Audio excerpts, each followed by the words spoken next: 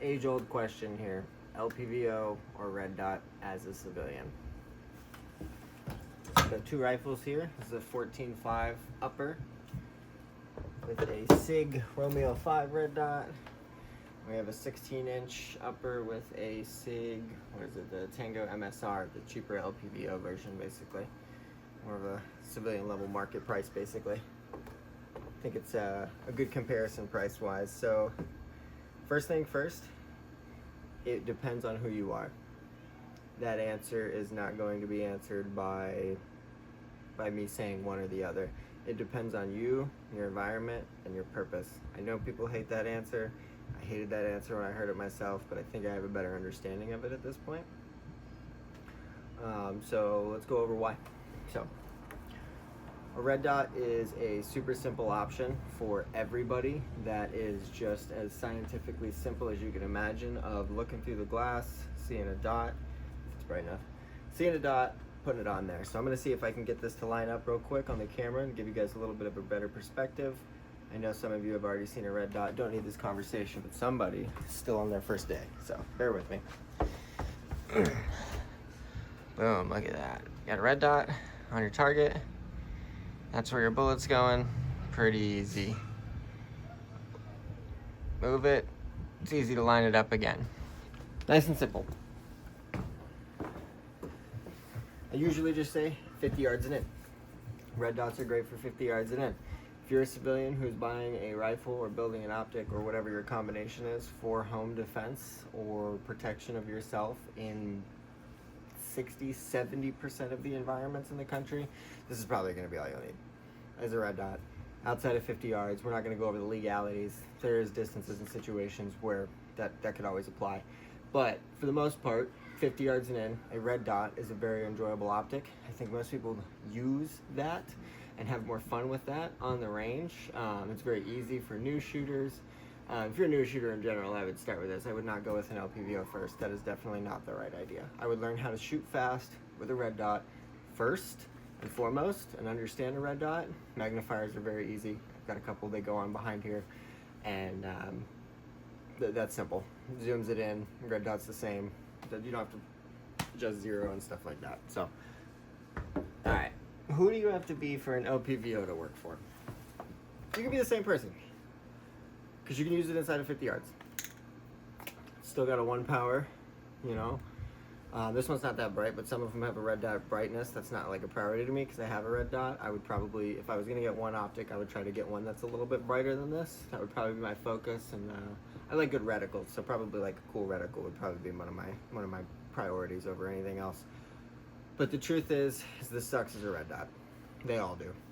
It doesn't matter which one you have, which one you used, which one your buddy said was good, or whatever. They suck as a red dot. Lining up the tube with your eyes is not as easy as a red dot. It's not as good. It doesn't matter. That is the bottom line. I wish somebody could have said that before I bought one, but that's the truth. This is an upper that sits in my closet. I rarely ever use this. Because truthfully, 16 inches and an LPVO, and most civilians who get to play around at a range don't need this. I can shoot 100 and 300 yards at a couple different ranges that I go to, and that's where it kind of comes into use a little bit there. And I'm like, oh yeah, I can tune it up a little bit, but I can shoot 300 yards with the magnifier, and it's pretty satisfying. Over 6 power, over 3 power, it's not a huge difference. It's just aren't as good. You're not going to have shake awake. You're going to lose batteries all the time. It's not as bright, and the eye box limit is limited. And the truth is when it comes to being a scope, it's also a shitty scope, because the dots and the reticles are often larger than what scope reticles are. Some of them are pretty tight. You're getting higher quality ones, you're getting a little bit tighter in there.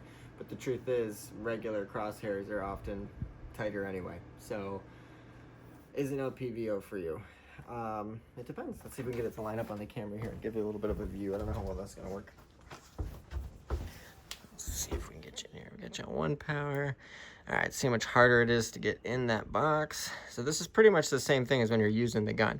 Just trying to get in that box as good as you can. And then, boom, there. Now we're focused on a reticle. Okay.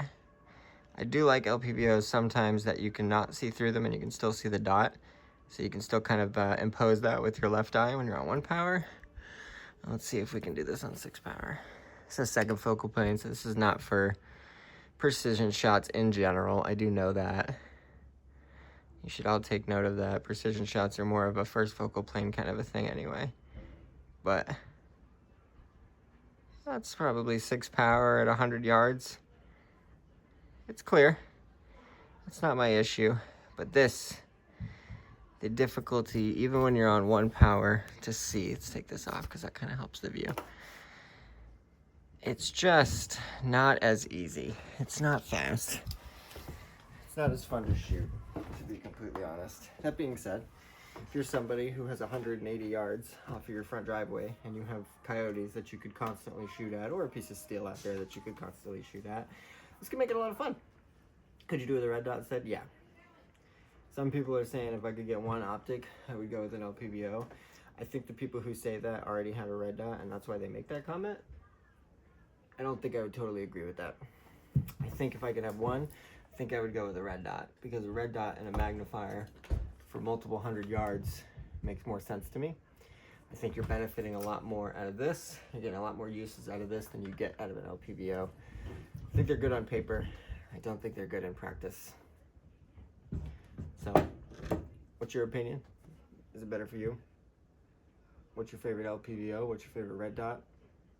What else do you want for a comparison? Whatever you want to bring up, bring it to the table. I'll try to go over it.